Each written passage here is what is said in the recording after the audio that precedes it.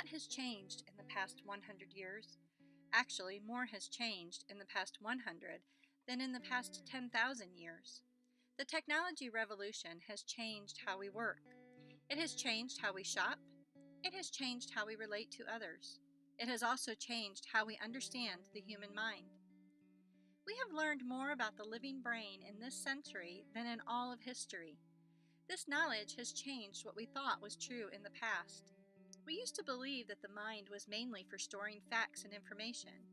We were taught that feelings were bad, interferences, and threats to our plans.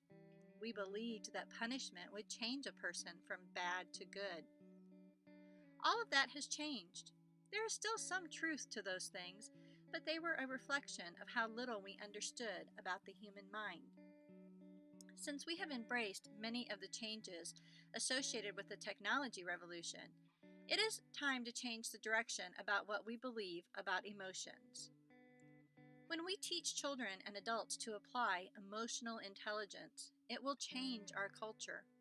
Suicide rates will drop, homicide rates will drop, relationship violence will decline, child abuse will decline. Parents will be more effective at supporting their children's development.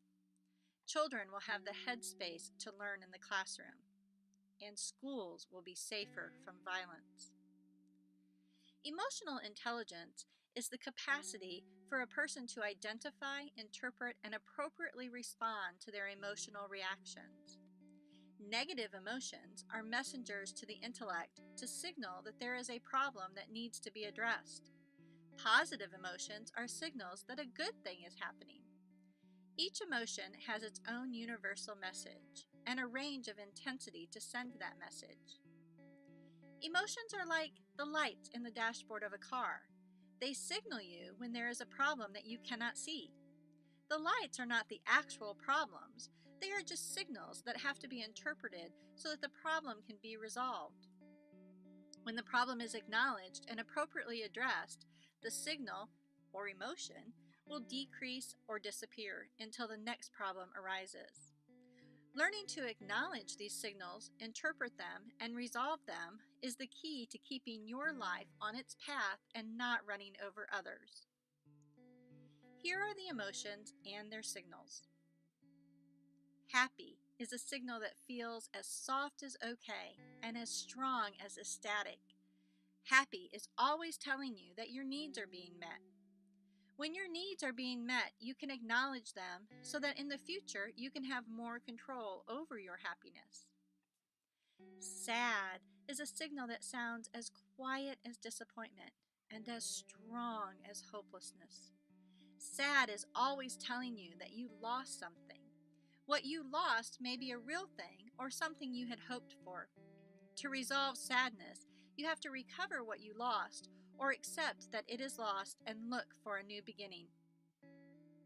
Anger is a signal that is as quiet as irritated and as loud as rage.